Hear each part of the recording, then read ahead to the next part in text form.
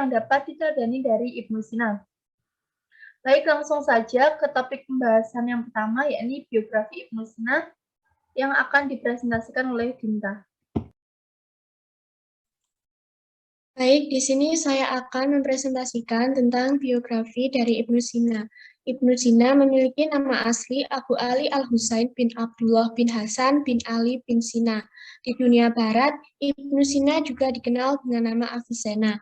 Ibnu Sina lahir pada tahun 370 Hijriah atau 980 Masehi di Afsana, sebuah kota kecil di sebelah Bukhara, Uzbekistan. Ayah Ibnu Sina bernama Abdullah dan ibunya bernama Satarah. Sejak kecil, Ibnu Sina sudah menunjukkan kecerdasannya yang melebihi manusia normal sebayanya. Ketika menginjak usia 5 tahun, ia sudah mulai mempelajari Al-Quran, dan ketika memasuki usia 10 tahun, ia sudah menghafal ilmu Al-Quran, tafsir, fikih, dan sebagainya. Ibnu Sina meninggal pada tahun 980 Hijriah atau tahun 1037 Masehi di Hamadan, Iran, pada usia 58 tahun. Ia meninggal karena menderita penyakit kronis. Next.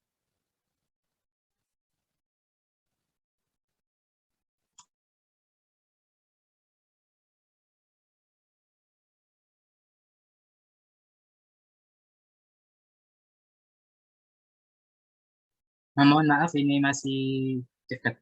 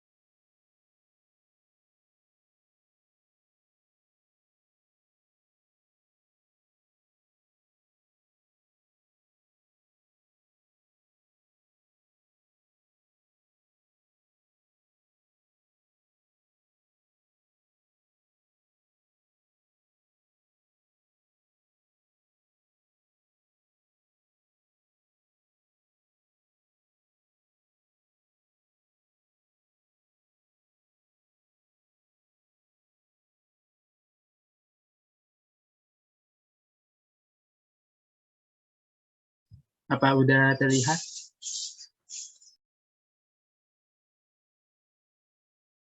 Belum.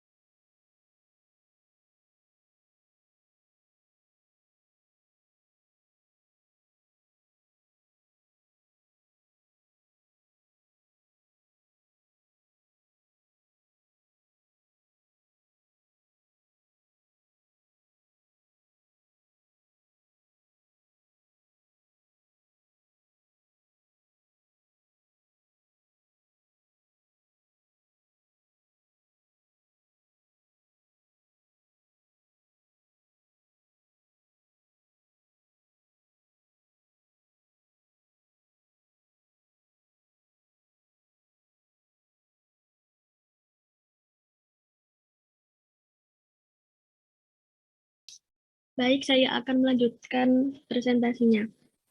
Yang kedua yaitu karya ilmiah Ibnu Sina. Meskipun sibuk dengan urusan politik dan negara, semasa hidupnya Ibnu Sina termasuk seorang filosof muslim yang sangat produktif, dengan menulis lebih dari 100 buah buku. Di antaranya ada beberapa buku yang tebal-tebal dalam berbagai disiplin ilmu yang ditulis dalam bahasa Arab maupun Persia, sehingga meninggalkan pengaruh yang sangat besar bagi generasi sesudahnya, baik di barat maupun di timur. Di antara karya tulis ilmiah yang penting yaitu, next slide. Yang pertama, Ashifa. Karya Ibnu Sina yang satu ini merupakan ensiklopedia berbagai macam ilmu pengetahuan seperti filsafat, logika, dan ilmu pengetahuan alam. Dalam buku ini, Ibnu Sina membahas tentang fenomena alam yang penting seperti terbentuknya gunung, sebab-sebab terjadinya gempa bumi, terbentuknya awan dan kabut, terjadinya pengembunan, jatuhnya meteor, munculnya pelangi, dan berbagai fenomena alam lainnya. Yang kedua ada Al-Najat, yang berisikan ringkasan dari kitab Asy-Syifa. Karya tulis ini ditujukan untuk orang terpelajar, khususnya yang ingin mengetahui dasar-dasar ilmu hikmah secara lengkap. Yang ketiga yakni Al-Qunun fi Al-Tib, yang berisikan ilmu kedokteran. Kitab ini ditulis ketika ia menuntut ilmu di Rai dan Hamadan. Kanun Fitib berisi mengenai disiplin ilmu medis dan nama jenis-jenis penyakit. Kitab ini merupakan ensiklopedia dalam bidang kedokteran dan telah diterjemahkan ke dalam bahasa Latin. Buku ini merupakan rujukan terpenting untuk mengajarkan ilmu kedokteran di Eropa hingga pasca masa kebangkitan. Pengetahuan yang dimuat dalam buku ini mendapat pengakuan dari semua dokter Eropa. Next slide. Selain karya-karya di atas, Ibnu Sina juga memiliki berbagai karya lain. Di antaranya adalah bidang logika yang membahas ilmu logika, Fi Aqsam al-Ulum al-Aqliyah, buku mengenai pembagian ilmu-ilmu rasional, bidang metafisika, ilahiyat atau ilmu ketuhanan, bidang psikologi, kitab An-Najat, Book of Deliverance, buku tentang kebahagiaan jiwa, bidang geologi, Fi Ad-Din yang telah diterjemahkan ke dalam bahasa Latina menjadi Liber dan Mineralibus mengenai mineral, bidang syair dan prosa Al-Qasidah Al-Ainiyah, syair-syair tentang jiwa manusia, bidang sastra Arab, risalah Fi Asbab Hudus Al-Huruf, risalah tentang sebab-sebab terjadinya huruf, cerita-cerita roman fiktif, risalah At-Tair, cerita seekor burung, bidang politik, risalah As-Siyasah, Book on Politics.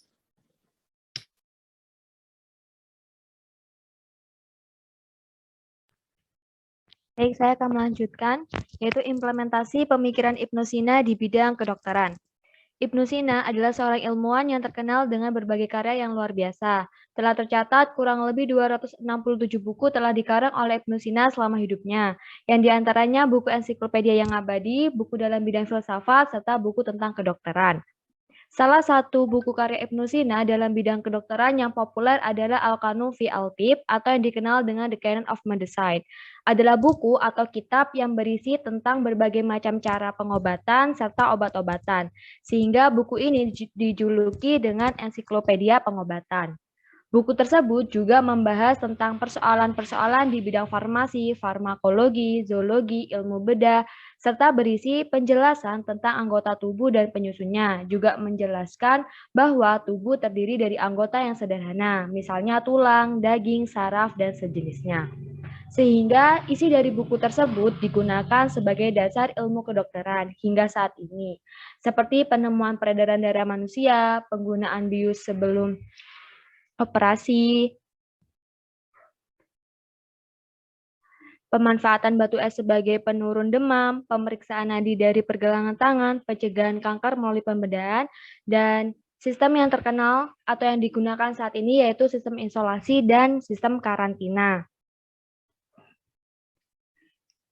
Buku Al-Qunun fi Al-Tib juga telah diterjemahkan dalam bahasa Latin pada abad ke-12 dan menjadi textbook utama selama 600-700 tahun di universitas-universitas terkenal di Eropa seperti Oxford, Paris, dan Budapest. Hingga saat ini, buku ini masih digunakan dalam dunia pembelajaran ilmu kedokteran serta masih diterapkan dalam bidang kedokteran. Di Indonesia sendiri, nama Ibnu Sina telah diabadikan sebagai nama suatu rumah sakit, seperti Rumah Sakit Ibnu Sina di Bojonegoro dan Rumah Sakit Ibnu Sina di Gresik, karena peran Ibnu Sina yang sangat luar biasa. Oke, next slide. Baik, akan saya lanjutkan. Lalu ada hubungan Ibnu Sina dengan filsafat. Di bidang filsafat, Ibnu Sina dianggap sebagai imam para filosof, baik pada masa sebelum ataupun sesudahnya. Nah, Ibnu Sina ini dikenal sebagai seorang yang jenius secara orisinil atau dari lahir. Nah, Ibnu Sina ini dalam filsafat memberikan perhatian khususnya pada pembahasan masalah kejiwaan. Pengaruh Ibnu Sina ini tidak dapat disepelekan karena ia berpengaruh sejak abad ke-10 Masehi sampai abad ke-19 Masehi, terutama pada ilmuwan-ilmuwan seperti Albert the Great, Thomas Aquinas, Roger Bacon, dan Descartes. Nah, Ibnu Sina ini berpikir bahwa wujud dari materi dalam tubuh adalah jiwa. Nah, jiwa ini merupakan hal yang transenden, yang independen. Kemudian Ibnu Sina ini membagi jiwa ini terhadap 3 hal, yakni jiwa nabati, hewani, dan insani. Jiwa nabati ini atau yang disebut dengan jiwa tumbuhan, jiwa hewani adalah jiwa hewan, dan jiwa insani adalah jiwa manusia. Ibnu Sina juga menyatakan terdapat hubungan yang sangat erat antara jiwa dan tubuh. Tubuh merupakan wadah bagi sebuah jiwa, di mana tubuh merupakan hal yang fana, sedangkan jiwa merupakan hal yang kekal.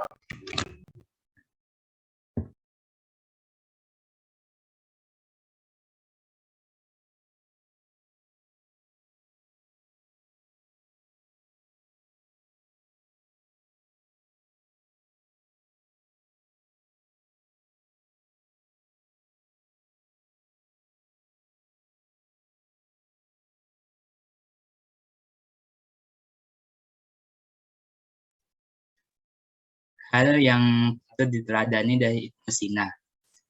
Yang pertama, Ibnu Sina merupakan sosok yang memiliki daya nalar tinggi, jenius, dan gigih.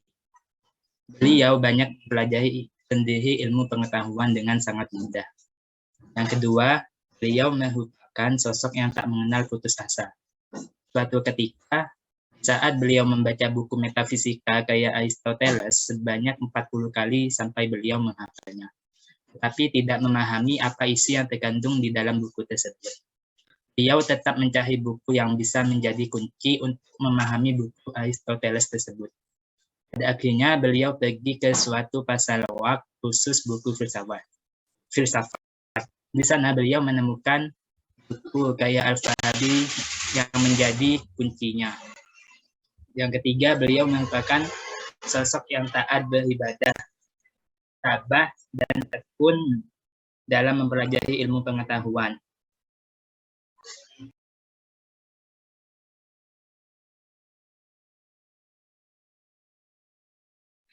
Nah, di sini terdapat daftar pustaka yang digunakan oleh kelompok kami. Teman-teman semuanya dapat membacanya ketika PPT ini sudah diposting di MMI. Baik, apakah dari presentasi kelompok kami ada yang ingin ditanyakan?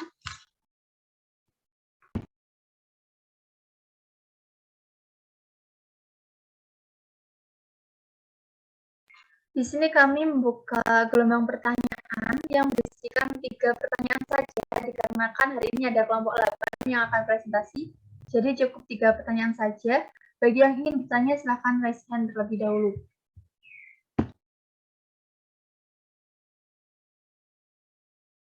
Baik, di sini sudah ada Nurul Khotimah, silakan untuk menyampaikan pertanyaannya. Baik, sebelumnya terima kasih atas kesempatan yang telah diberikan.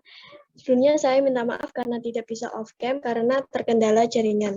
Pertanyaan saya, apa latar belakang tercetusnya pemikiran sistem isolasi dan karantina oleh Ibnu Sina? Terima kasih.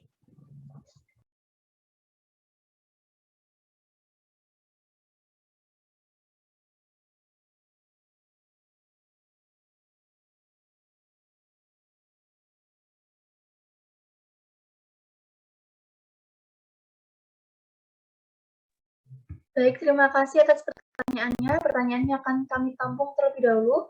Selanjutnya ada Nabila Nur Arifada. Silakan untuk menyampaikan pertanyaannya.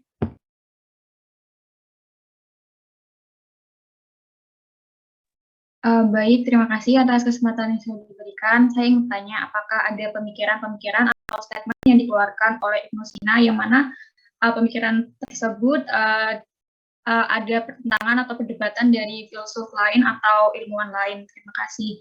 Dan mungkin kalau ada, mungkin bisa dijelaskan kenapa pemikiran tersebut mendapatkan perdebatan dari filsuf lain. Terima kasih. Baik, terima kasih atas pertanyaannya. Selanjutnya di sini ada Anissa. Silakan untuk menyampaikan pertanyaannya. Baik, terima kasih atas kesempatannya. Izinkan saya bertanya.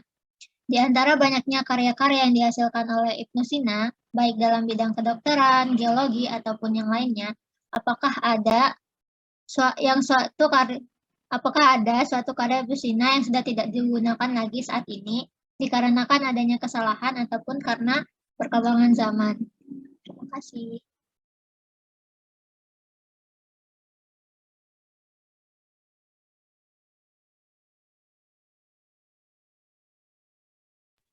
Baik, terima kasih atas pertanyaannya. Mungkin kelompok kami membutuhkan waktu untuk mencari jawabannya ya, teman-teman. Jadi mohon ditunggu sebentar.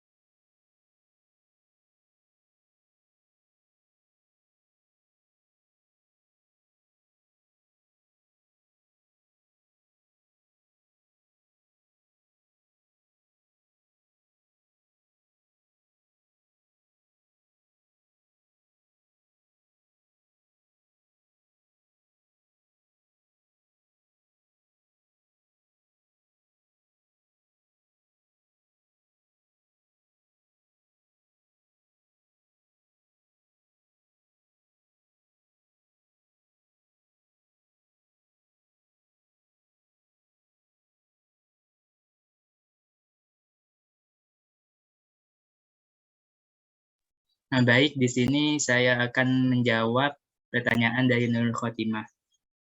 Pertanyaannya, latar belakang tercetusnya pemikiran sistem isolasi dan karantina oleh Ibnu Sina. Pada tahun 980 sampai 1037, Ibnu Sina pertama kali muncul dengan ide karantina untuk mencegah penyebaran penyakit.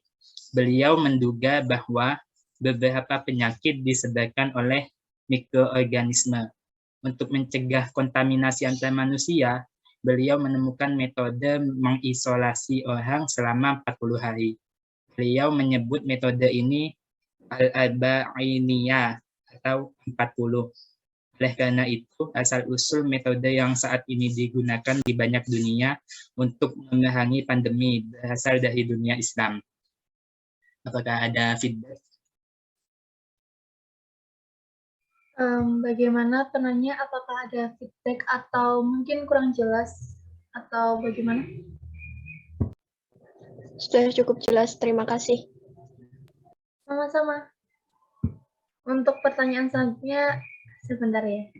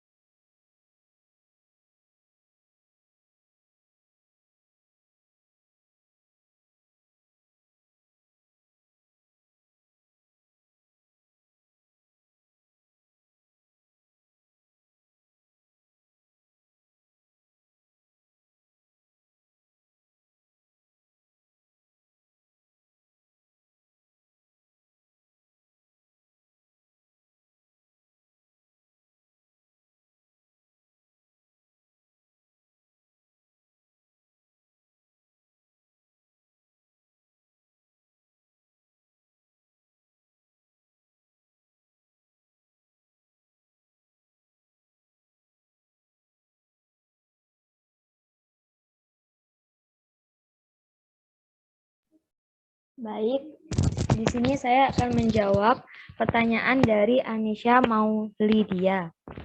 Di antara banyaknya karya dari Ibnu Sina, baik dalam bidang kedokteran, geologi, ataupun yang lainnya, apakah ada yang suatu karya Ibnu Sina yang sudah tidak digunakan lagi saat ini, dikarenakan adanya kesalahan ataupun karena perkembangan zaman? Sepengetahuan kelompok kami tidak ada. Misalnya karya Ibnu Sina pada kitab Al-Kanu fi Al-Tib yang telah digunakan selama 600 sampai 700 tahun. Walaupun sempat mengalami penyempurnaan oleh William Harvey, namun kitab tersebut tetap menjadi dasar pada bidang kedokteran. Sebuah karya lain yaitu kitab Fi Aqsami Al-Ulumi Al-Aqliyah dalam bidang ilmu fisika. Kitab ini ditulis dalam bahasa Arab dan masih tersimpan dalam berbagai perpustakaan di Istanbul. Penerbitannya pertama kali dilakukan di Kairo pada tahun 1910 Masehi. Mungkin karya tersebut sempat beberapa kali mengalami penyempurnaan, tapi masih tetap digunakan sebagai dasar ilmu pengetahuan. Baik, apakah ada feedback atau mungkin kurang jelas dari jawaban yang telah dipaparkan? Baik, saya rasa sudah cukup. Terima kasih. Baik, terima kasih kembali.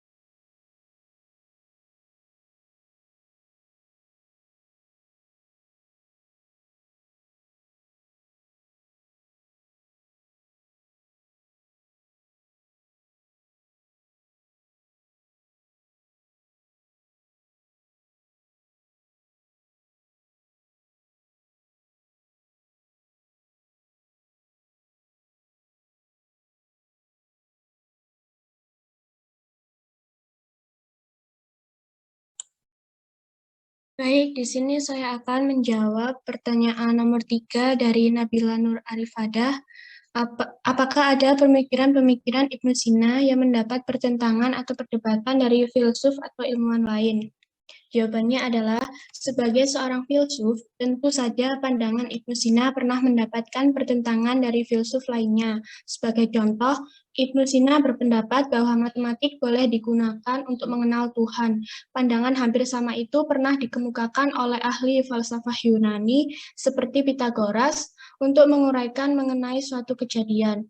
Bagi Pitagoras, suatu benda mempunyai angka-angka dan angka itu berkuasa di alam ini. Berdasarkan pandangan Ibnu Sina tersebut, maka Imam Al-Ghazali menyatakan bahwa paham Ibnu Sina ini sesat dan lebih merusak dibandingkan Yahudi. Baik, melengkapi dari jawaban Dinta, di sini namun yang sebenarnya terjadi adalah Ibnu Sina tidak pernah menolak kekuasaan Tuhan. Dalam buku Al-Najah, Ibnu Sina telah menyatakan bahwa pencipta yang dinamakan sebagai wajib al-wujud ialah satu. Dia tidak berbentuk dan tidak boleh disamakan dengan apapun. Menurut Ibnu Sina, segala yang berwujud atau mungkin al-wujud berasal dari wajib al-wujud yang tidak ada permulaan. Nah, pemikiran Ibnu Sina ini telah memunculkan kontroversi dan dianggap sebagai satu percobaan yang membahas zat Allah.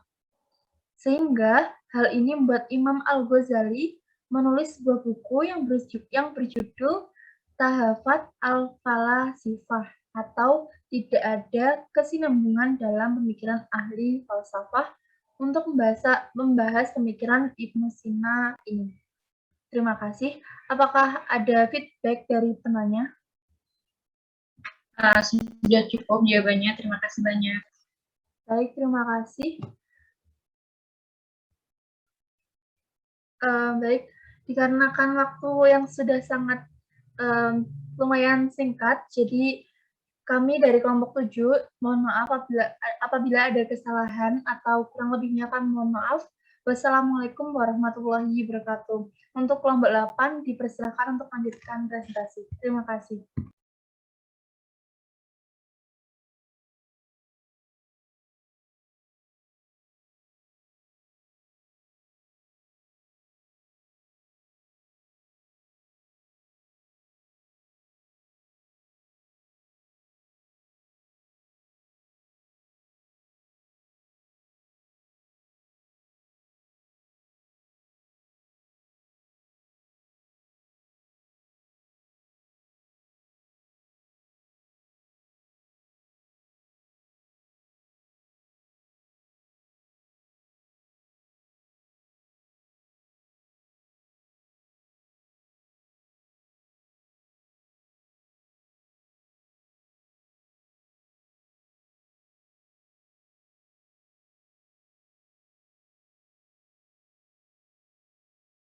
Baik, terima kasih moderator dari kelompok 7. Untuk mempersingkat waktu, perkenalkan nama saya Aisyah Dewantika selaku moderator dari kelompok 8 yang akan memimpin jalannya diskusi pada hari ini. Sebelumnya bisa minta tolong share screen terlebih dahulu materinya.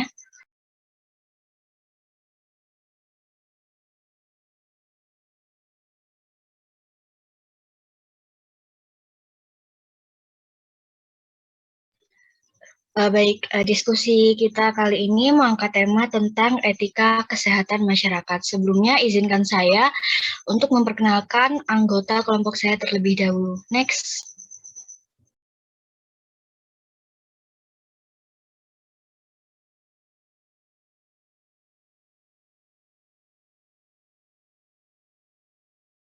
Baik, untuk yang pertama ada Aisyah Dewantika Santosa Putri, yang kedua ada Adelia Sabrina Soeharto, yang ketiga ada Aulia Dewayanti, yang keempat ada Rifki Biana Sofa, yang kelima ada Anisha Maulidia. Next.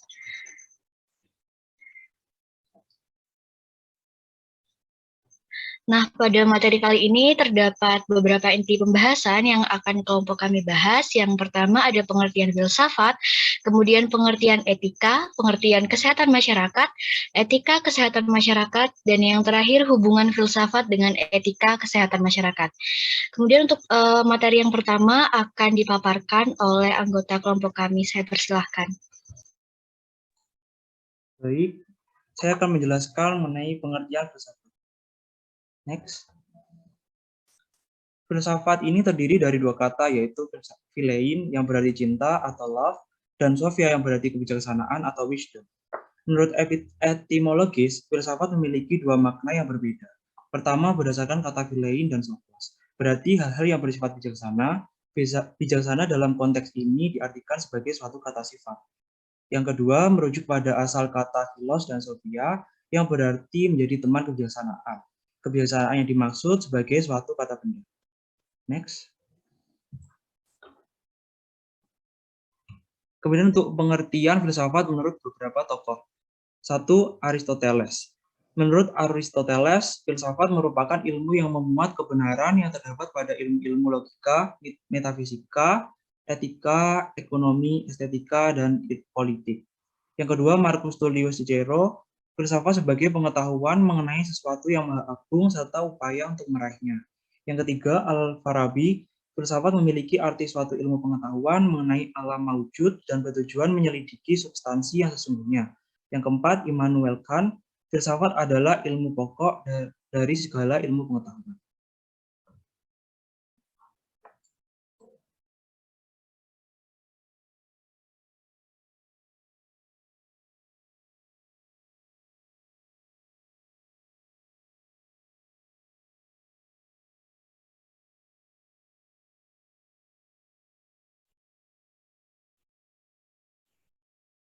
Next.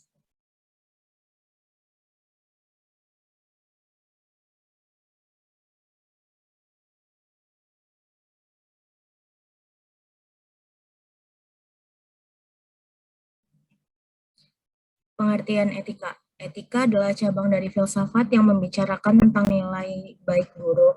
Etika disebut juga filsafat moral. Etika membicarakan tentang pertimbangan tentang tindakan-tindakan baik buruk, susila tidak susila dalam hubungan antar manusia. Etika dari bahasa Yunani yaitu ethos yang berarti watak, kesusilaan atau adat. Next. Pengertian etika menurut para ahli. 1. Menurut W.J.S. Purwadarminto. Etika merupakan studi tentang prinsip-prinsip moralitas atau moral. Kedua, menurut Profesor Dr. Frans Magnus Suseno, etika adalah ilmu yang mencari orientasi atau ilmu yang memberikan arah dan pijakan dalam tindakan manusia. Yang ketiga, menurut Ramali dan Pamuncak, etika adalah pengetahuan tentang perilaku yang benar dalam profesi. Yang terakhir, menurut H.A. Mustafa, etika adalah ilmu yang menyelidiki yang baik dan yang buruk untuk mengamati tindakan manusia sejauh bisa diketahui.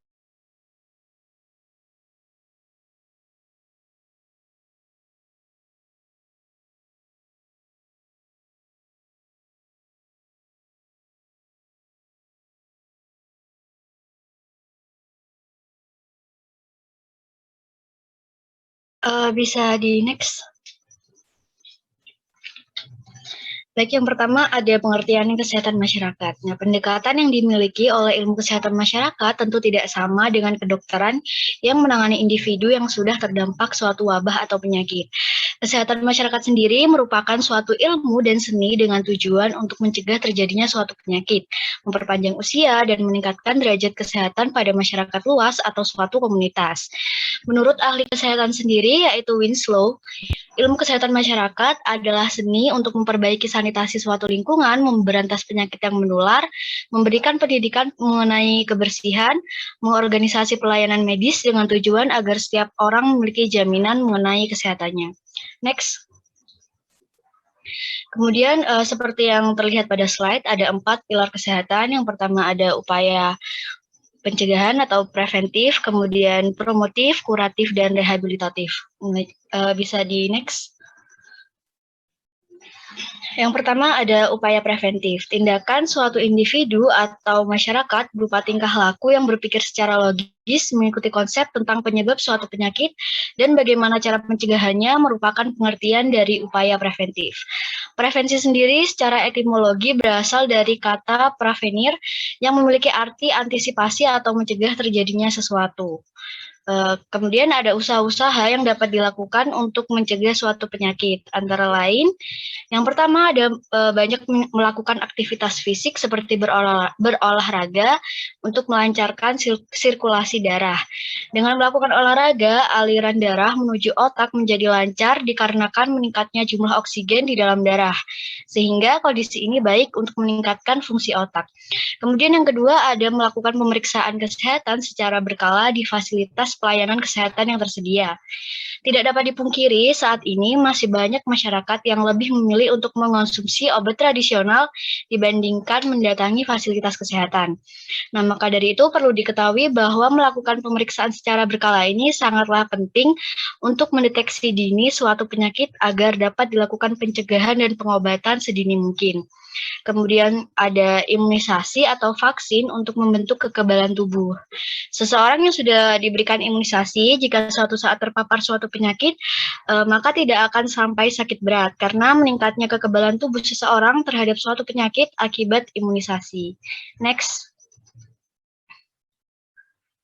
Kemudian yang kedua ada upaya promotif. Mempromosikan kesehatan kepada masyarakat umum merupakan pengertian dari upaya promotif. Kesehatan individu, kelompok, atau masyarakat bisa meningkat jika dilakukan upaya tersebut.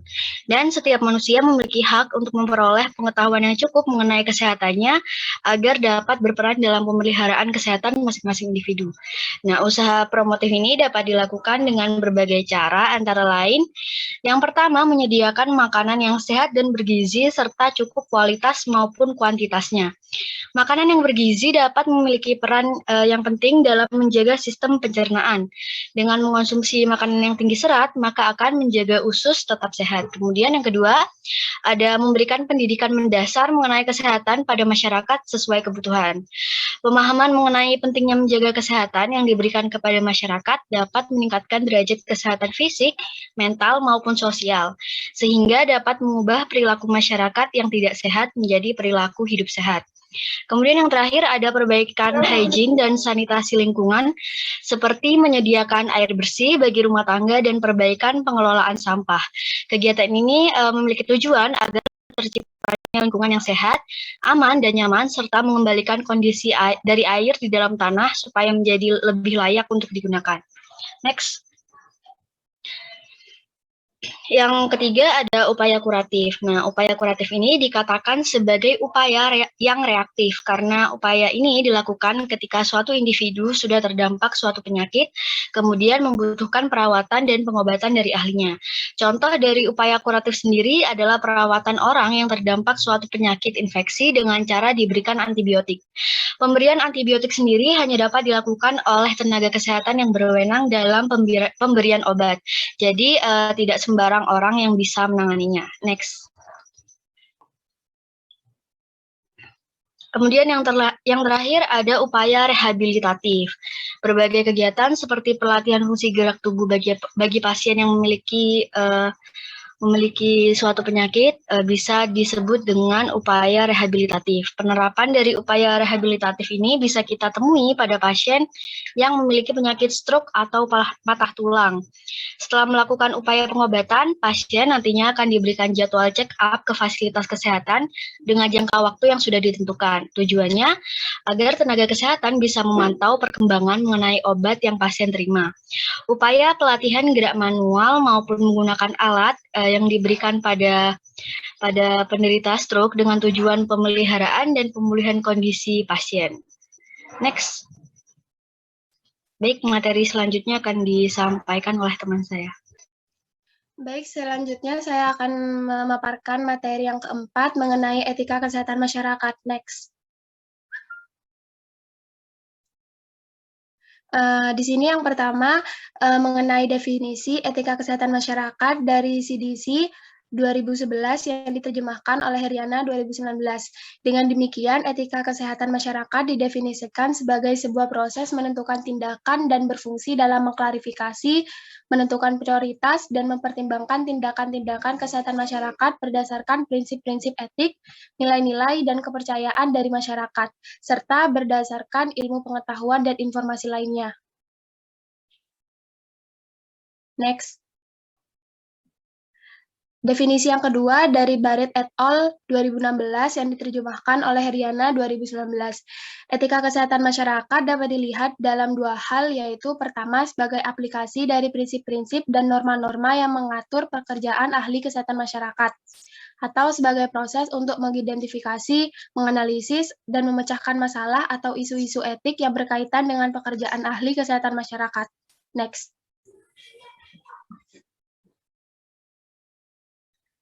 Etika kesehatan masyarakat berisi tentang tatanan moral dan nilai-nilai yang bersifat universal dalam usaha pencegahan risiko pada individu, kelompok, maupun masyarakat yang menimbulkan penderitaan sakit dan kecacatan, serta usaha untuk meningkatkan derajat kesehatan.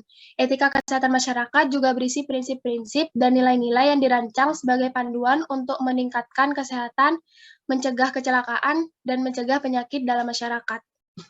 Etika kesehatan masyarakat berupaya untuk memahami dan memperjelas prinsip dan nilai yang memandu tindakan kesehatan masyarakat, menawarkan kerangka kerja untuk membuat keputusan dan sarana untuk mengevaluasi dan membenarkannya. Dalam intervensi kesehatan masyarakat lebih condong pada populasi daripada pasien, individu, atau subjek penelitian. Serta terdapat perbedaan prinsip dan nilai bidang dari tindakan dalam perawatan kesehatan dan penelitian medis. Next. Baik, berikutnya ini adalah tabel perbedaan antara etika profesi, etika penelitian, etika klinis, dan etika kesehatan masyarakat. Yang menjadi pembeda, yang pertama yaitu produk. Pada etika profesi, kode etik profesi. Pada etika penelitian, produk berupa regulasi dan kebijakan. Pada etika klinis, produknya berupa hubungan antara dokter dan pasien. Selanjutnya, produk dari etika kesehatan masyarakat yaitu keselamatan, kesejahteraan publik. Pembeda selanjutnya, pemangku kepentingan. Pada etika profesi, yaitu profesional kesehatan. Pada etika penelitian, subjek penelitian dan peneliti. Pada etika klinis, praktisi, pasien, dan wali pasien. Sedangkan pada etika kesehatan masyarakat, komunitas, dan kelompok khusus. Pembeda selanjutnya yaitu prinsip bioetik. Pada etika profesi, prinsip bioetik yang dianut yaitu beneficence, etika penelitian, autonomi, dan normalevience. Pada etika klinis, autonomi dan beneficence, sedangkan pada etika kesehatan masyarakat, justice. Next.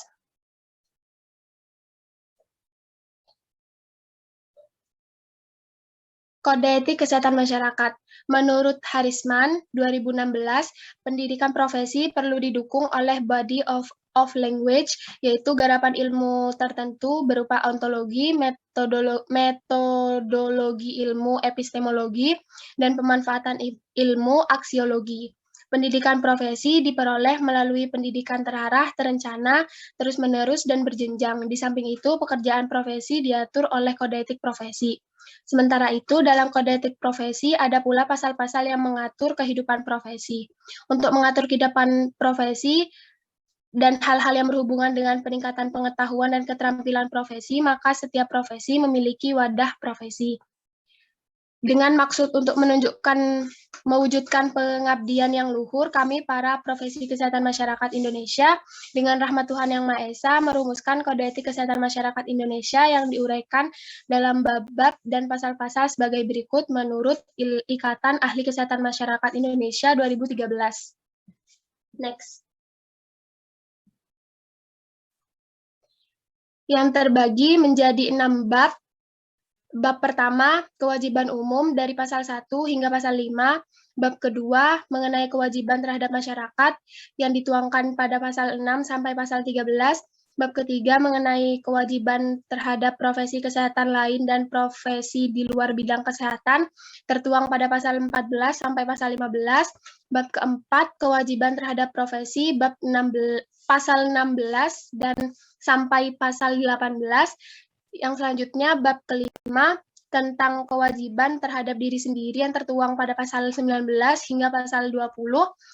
Yang terakhir bab penutup bab 6 yang tertuang pada pasal 21. Next.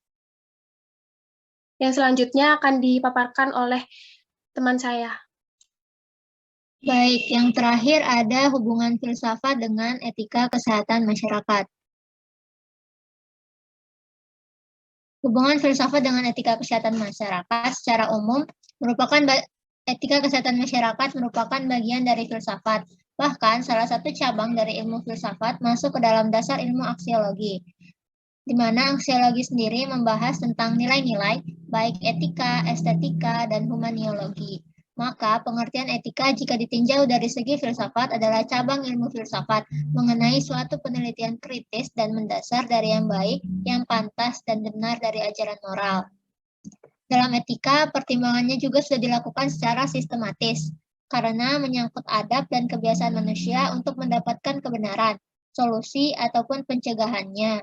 Penyelewengan sesuatu yang sudah ditetapkan dalam etika biasanya akan menimbulkan suatu bentuk citra yang negatif atau menimbulkan pendapat negatif bagi pelaku pelanggar norma etika. Etika kesehatan masyarakat sendiri dapat diketahui dan dibedakan dari hal yang jauh lebih familiar dari etika yang berakar pada biomedis dan tradisi etika dalam profesi kesehatan menurut Han tahun 2010. Bagi seorang profesional yang bergerak di bidang tertentu, etika profesi ini dituangkan ke dalam suatu bentuk yang disebut dengan kode etik. Kode etik adalah suatu sistem norma, nilai, dan aturan profesional tertulis yang secara tegas menyatakan apa yang benar dan baik, dan apa yang tidak benar dan tidak baik bagi profesional. Etika kesehatan masyarakat sering juga dikatakan sebagai teori moral tentang apa yang dianggap baik atau buruk dalam perilaku manusia yang mengandung suatu tanggung jawab, disebut juga sebagai pemikiran filosofis karena secara historis etika berkembang sejalan dengan perkembangan filsafat. Baik, sekian presentasi dari kami. Saya kembalikan kepada moderator. Baik, terima kasih. Sekian presentasi dari kelompok 8. Mungkin jika ada dari teman-teman yang merasa kebingungan mengenai materi yang kita sampaikan, bisa mengaktifkan fitur raise hand, dan kami akan persilakan kepada 3 penanya terlebih dahulu. Ya, sudah terlihat di layar. Kepada Febrian, saya persilakan untuk menyampaikan pertanyaannya. Baik, terima kasih atas kesempatannya, moderator. Pertanyaan saya, itu kan menurut definisi etika kesehatan masyarakat dari Heriana, ada kata-kata, dengan demikian etika kesehatan masyarakat didefinisikan sebagai sebuah proses menentukan tindakan dan berfungsi dalam mengklarifikasi. Nah, maksud dari berfungsi dalam mengklarifikasi itu apa? Apa bisa dijelaskan? Terima kasih. Baik, terima kasih kepada Febrian atas pertanyaannya. Mungkin bisa kami tampung dulu. Dilanjutkan pertanyaan kedua dari Ira Dwi Pawestri, dipersilahkan. Terima kasih moderator atas kesempatannya. Saya Ira Dwi Pawestri, izin bertanya. Kalau di Indonesia, bagaimana sistem dalam pembuatan kode etik kesehatan masyarakat? Kemudian siapa saja sih yang berperan atau turut andil dalam pembuatan kode etik kesehatan masyarakat tersebut? Terima kasih.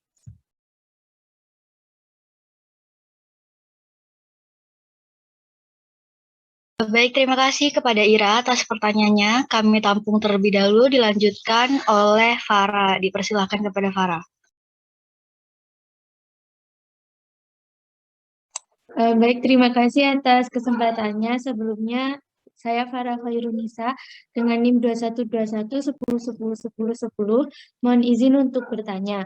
Pada materi tadi telah dijelaskan mengenai pengertian kesehatan masyarakat dan juga etika kesehatan. Bagaimana peran kita sebagai tenaga SKM dalam upaya promotif sesuai dengan kode etik kesehatan masyarakat? Terima kasih. Sama-sama Farah, bisa dilanjutkan pada penanya terakhir, Adinda Yumna, dipersilahkan.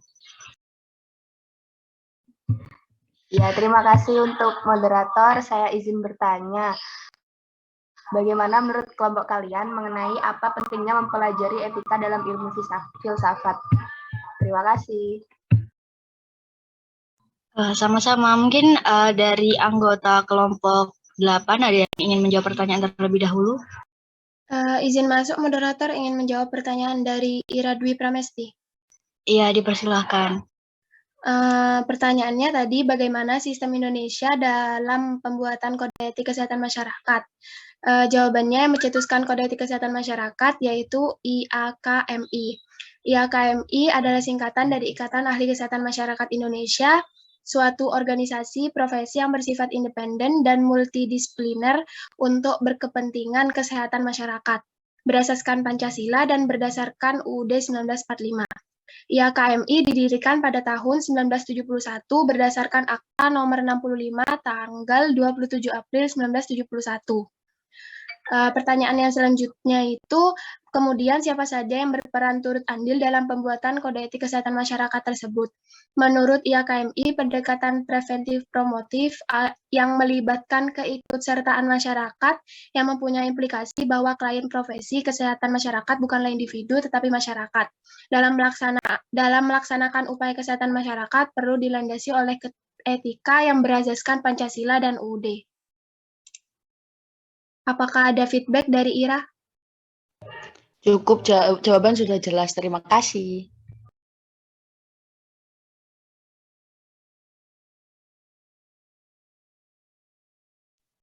Ya, baik, apakah ada yang mau menjawab lagi dari anggota kelompok 8? Saya persilahkan.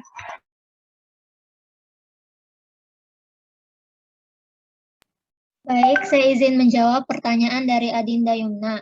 Pertanyaannya adalah bagaimana menurut kelompok kalian mengenai apa pentingnya mempelajari etika dalam ilmu filsafat?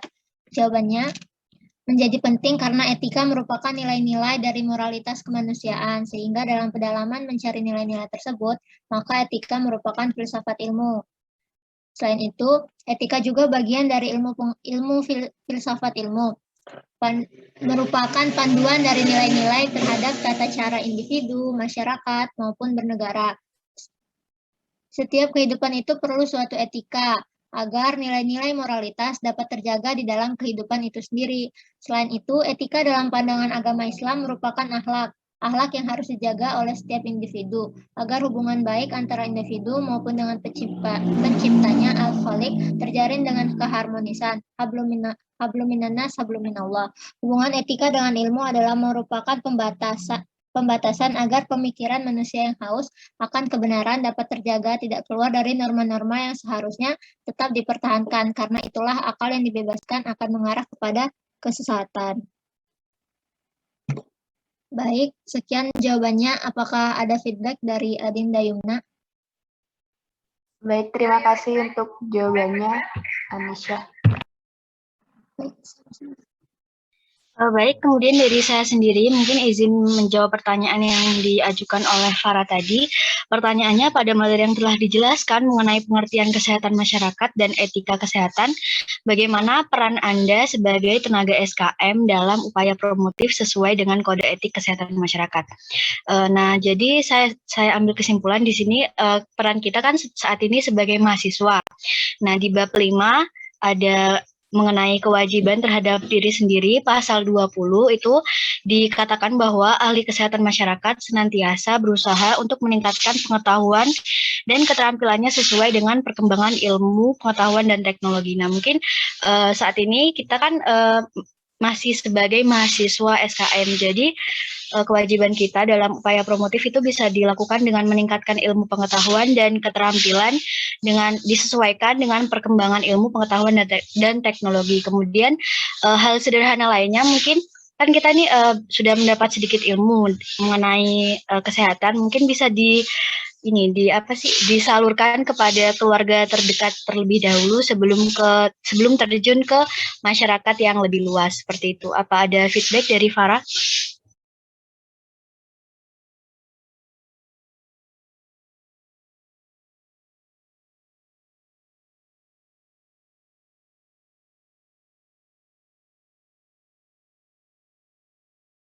Baik, saya rasa tidak ada feedback. Mungkin bisa dilanjutkan dengan menjawab pertanyaan yang lainnya.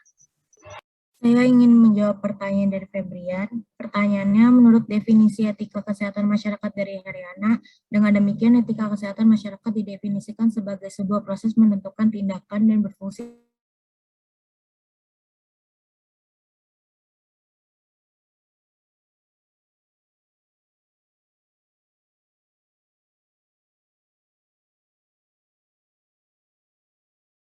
nilai dan kepercayaan dari masyarakat, serta berdasarkan ilmu pengetahuan dan informasi lainnya. Sudah, apakah ada feedback? Terima kasih untuk jawabannya, sudah cukup. Moderator izin masuk. Ya, silahkan. Izin menambahkan jawaban dari teman saya. Dalam Haryana 2019 merupakan terjemahan dari CDC 2011 yang berbunyi Public Health Ethnic is a systematic process to clarify. Clarify di sini selain bisa diartikan sebagai mengklarifikasi, juga bisa diartikan sebagai menjelaskan. Maksud menjelaskan di sini yaitu menjelaskan apa yang seharusnya dilakukan dalam etika kesehatan masyarakat. Contohnya, kita melakukan upaya promosi kesehatan sehingga diharapkan setiap masyarakat memiliki hak untuk memperoleh pengetahuan yang cukup mengenai kesehatannya agar dapat dalam pemeliharaan kesehatan masing-masing individu. Jadi, clarify di sini karena dalam Inggris, jadi bisa diartikan sebagai menjelaskan dan mengklarifikasi. Menurut saya seperti itu. Bagaimana, Febrian? Terima kasih atas tambahan jawabannya, Del.